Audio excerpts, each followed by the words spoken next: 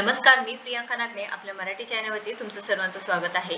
मुख्यमंत्री माझी लाडकी बहीण योजनेअंतर्गत ज्या लाभार्थी महिला आहेत त्यांना सरकार 1500 रुपये तर देतच आहे, पण आता बाकीचे ज्या लाडक्या बहिणी आहेत त्यांच्यासाठी अत्यंत आनंदाची बातमी आहे। लाडकीला आता साडी मिळणार अशी सुद्धा बातम्या समोर येत आहे। तर लाडकीला होळी या सणानिमित्त साडी मिळणार का किंवा नवीन साडी देणार का असे सुद्धा माहिती समोर येत आहे। तर विधानसभा निवडणुकीनंतर एका बाजूला लाडक्या बहिणींची अर्जाची कडक पडताळणी सुरू आहे, त्यामध्ये लाखो महिला अपात्र ठरत आहेत। तर बातम्या समोर येत आहेत की आतापर्यंत 9 लाख महिला अपात्र ठरल्या आहेत, पुढे जाऊन 40 लाख महिला सुद्धा अपात्र ठरू शकतात अशी सुद्धा माहिती समोर येत आहे। पण आता एक नवीन बातमी आहे, ते म्हणजे लाडक्या बहिणींना आता मिळणार साड्या सुद्धा। पण ह्या कोणत्या लाडक्या बहिणी असणार आहे, तर इथे ज्या लाभार्थ्यांना रेशन दुकानातून साड्यांचं वाटप होणार आहे, ज्या लाडकींना इथे साडी मिळणार आहे, ही सविस्तर माहिती आपण या व्हिडिओ थ्रू पाहून घेणार आहोत, त्यामुळे शेवटपर्यंत व्हिडिओ नक्कीच बघा। पण त्याआधी तुम्ही जर आपल्या चॅनलवरती नवीन असाल किंवा अजूनही आपल्या चॅनलला सबस्क्राईब केलं नसेल तर नक्कीच आपल्या चॅनलला सबस्क्राईब करून घ्यायचं आहे।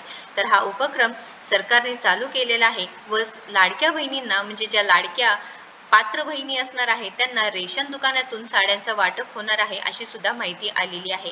तर ह्या कोणत्या लाडक्या बहीण असणार आहे, अंत्योदय कार्ड धारकांच्या ज्या लाडक्या बहिणी असणार आहे त्यांना इथे साड्या मिळणार आहे। या उपक्रमाची अंमलबजावणी पुणे जिल्ह्यातून करण्यात येणार आहेत व पुण्यातून 50,000 महिलांना साड्या देण्यात येणार आहे ही सुद्धा माहिती समोर आली आहे।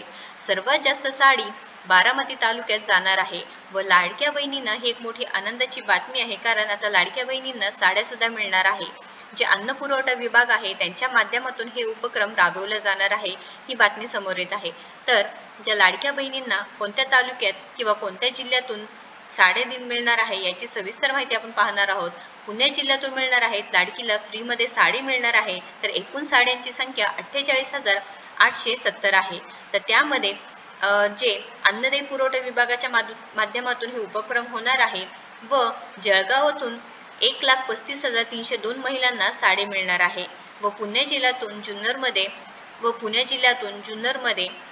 6,830 महिलांना साड्या मिळणार आहे। खेडमधून 3,228 महिलांना, हवेलीमधून 251 व इंदापूरमधून 4,453 महिलांना इथे साड्या मिळणार आहे व बोरमधून 1909 व दौंडमधून 7,222 महिलांना साड्या मिळणार आहे अशी बातमी समोर आली आहे।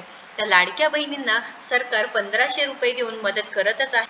ज्यांच्याकडे अंत्योदय कार्ड धारक आहेत, ज्या लाडक्या बहिणी ज्यांच्याकडे हे कार्ड असणार आहे त्यांना सुद्धा आता तुमच्या राशन सोबत साड्या मिळणार आहे अशा बातम्या समोर येत आहे। तर लाडक्या बहिणींनो, तुम्ही जर इथे पात्र असेल तर तुम्हाला नक्कीच हे साड्या दिल्या जाणार आहे व अधिकाऱ्यांनी दिलेली ही सरकारने साड्या देण्याचा नवा घाट घातलाय।